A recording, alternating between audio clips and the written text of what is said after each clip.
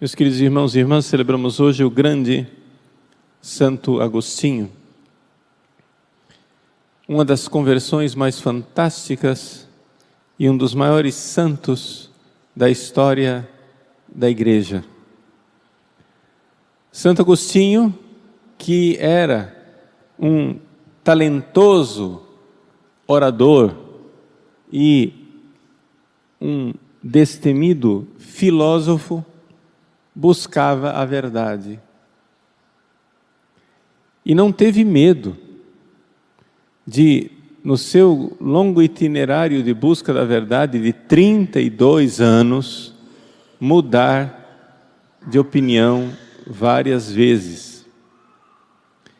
Isso é uma das coisas que nós precisamos adotar, essa virtude, seguir esse exemplo de Agostinho. Quando nós, buscando a verdade, vemos que aquilo que eu cria ser verdadeiro era falso, nós devemos mudar a nossa opinião imediatamente, porque verdade conhecida é verdade obedecida. Eu preciso obedecer imediatamente o que eu estou vendo como verdade e não posso negar que estou vendo. Eu mesmo, durante o meu período de formação e durante os estudos, mesmo depois do sacerdócio, vejo o quanto isso é necessário, o quanto Santo Agostinho é para todos nós uma luz. Eu me lembro quantas vezes, durante as minhas aulas de teologia ou de filosofia, eu tive que aceitar o quê? A autoridade dos professores.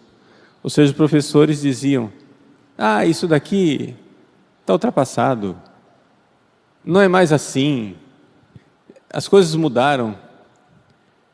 Você, como não dá tempo de você verificar tudo, de você ir atrás de tudo, de você investigar tudo, aí você aceita a autoridade de quem está falando. Bom, quem está lá é um professor respeitável, professor da Gregoriana de Roma, então deve ser, a mais pura e lídima verdade. Aí você vai investigar pessoalmente. Aí você começa a puxar as coisas e começa a ver que, tudo bem, podiam estar até muito bem intencionados, mas estavam redondamente enganados. Uma das coisas que para mim foi revelador, e aqui é que está a grande conversão de Santo Agostinho.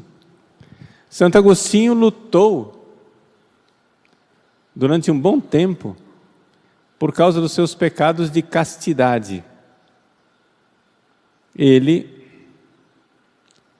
tinha relacionamentos sexuais fora do casamento, chegou a ter uma amante fixa. Com esta amante ele teve um filho, Adeodato. Enquanto isso, Santa Mônica chorava, pedindo a Deus a sua conversão.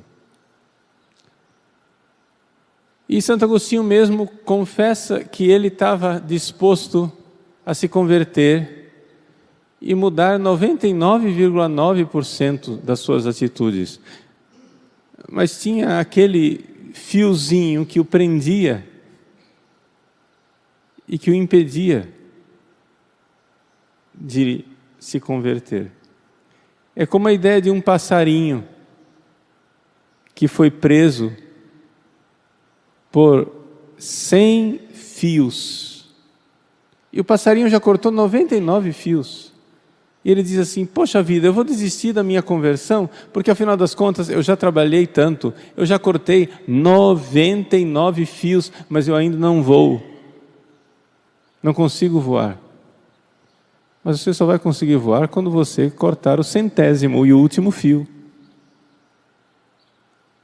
Os pecados graves e mortais, ou nós os cortamos todos, e de uma só vez, e para sempre, ou seremos escravos deles. Agostinho, então, teve essa experiência e se converteu por graça de Deus, por intervenção milagrosa da providência divina e da misericórdia de nosso Senhor Jesus Cristo. Olhando para essa vida de Agostinho, eu vejo o que aconteceu na minha própria vida.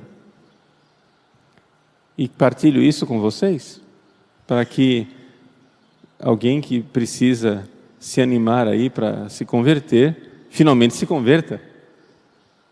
Vejam, quando eu estava no primeiro ano de filosofia, eu sempre fui meio rato de biblioteca e gostava de pegar os manuais antigos.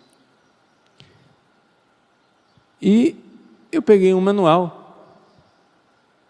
manualzinho de moral, escrito em latim, e fui lá escarafunchar, adolescente que eu era, não tão adolescente assim, 17 anos lá, né? Final da adolescência, já jovem. Com 17 anos, eu peguei o manual de latim, fui lá ler, e encontrei que a igreja ensina que todos os pecados contra o sexto e o nono mandamento são sempre matéria grave. Que os pecados contra o sexto mandamento são matéria grave, está todo mundo de acordo. Ou seja, estamos falando aqui de quê? De sexo fora do casamento, de masturbação, etc e tal, essas coisas. Todo mundo está de acordo que o adultério, tudo isso é matéria grave, né? E homossexualismo, bestialidade e assim por diante, tudo isso é matéria grave. São pecados contra o sexto mandamento. Mas o que me chocou é que ali estava dizendo que os pecados contra o nono mandamento são matéria grave sempre. Mas para quem não lembra o que é o nono mandamento, é o seguinte: não desejar a mulher do próximo.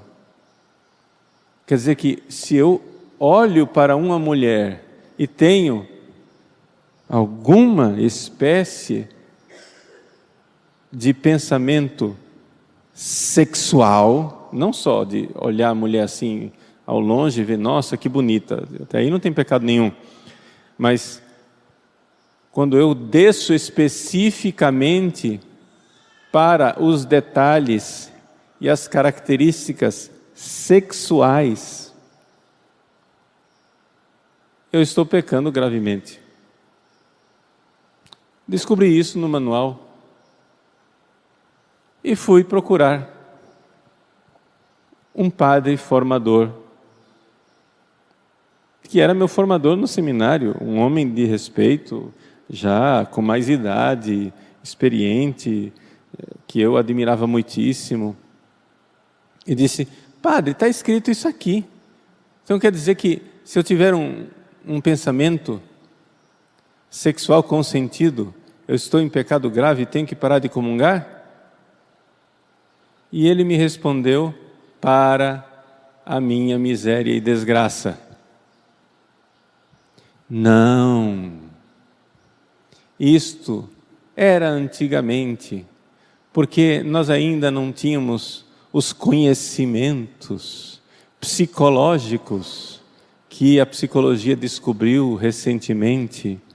Porque Freud disse que se você reprimir as coisas, você vai ficar traumatizado, frustrado e, sei lá, problemático. Bom, eu ouvi aquilo, né?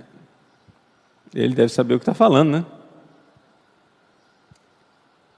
E então, durante longos anos da minha vida,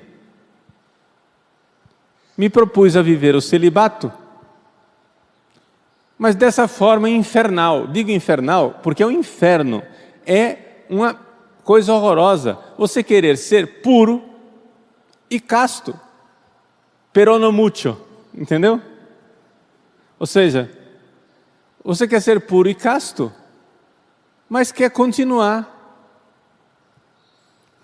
Eu não tenho culpa. A mulher pulou na minha frente mal vestida. Eu vou furar meus olhos? Não vou fazer isso. Ela está lá, né? Afinal das contas, as belezas de Deus foram feitas para ser admiradas. E aí pensamentos idiotas como esse eram os pensamentos que povoavam a minha cabeça. Até que finalmente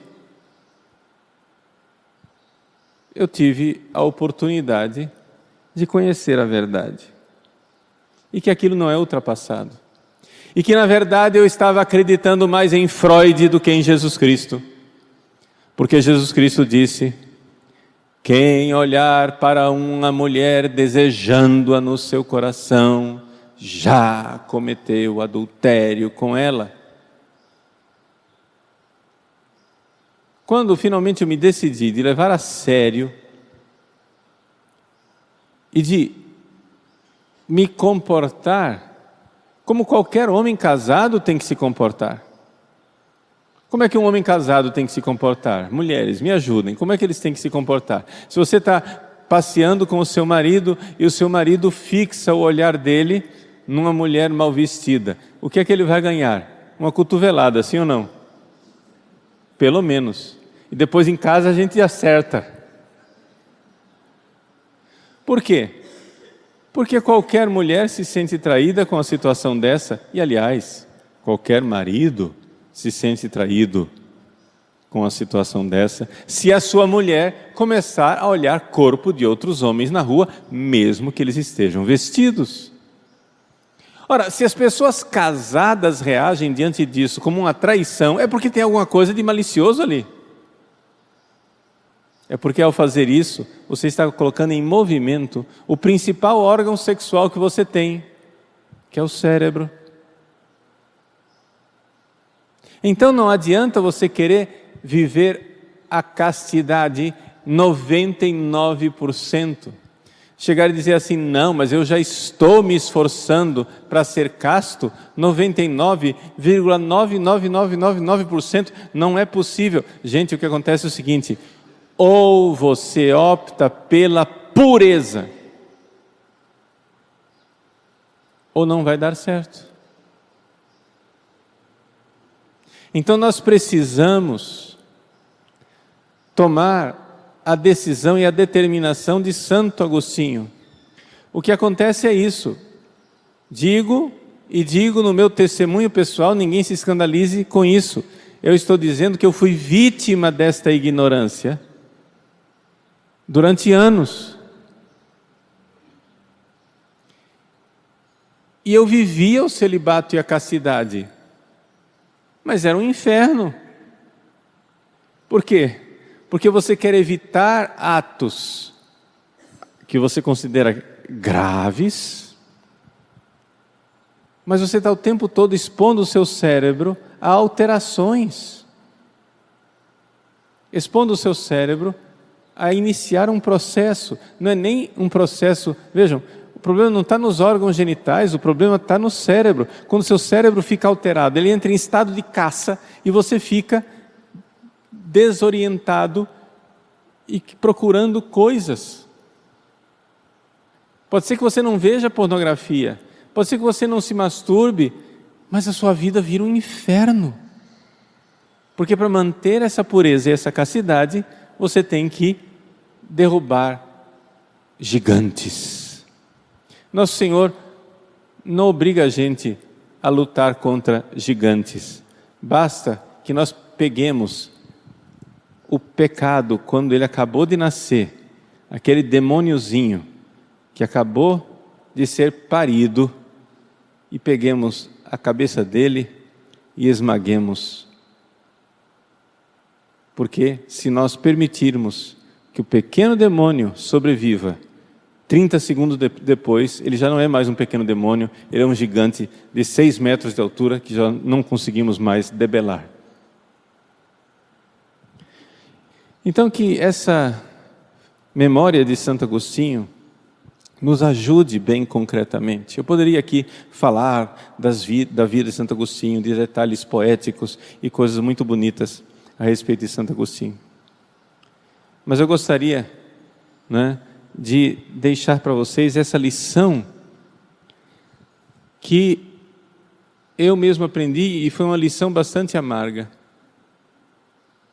Porque levou anos de luta por causa de um bendito de um padre que, tudo bem, bem intencionado talvez, achando que ele estava prestando um serviço, repetindo as coisas da ciência moderna, mas na verdade me conduziu a uma batalha que não tinha fim. Então, vamos lá. Peçamos pela intercessão de Santo Agostinho, ele que conseguiu a pureza e a castidade através de uma mudança de vida. Peçamos para todos nós, casados, solteiros e celibatários, peçamos a pureza verdadeira, a pureza que o próprio coração da Virgem Maria quer nos dar, porque ela é Mãe Imaculada.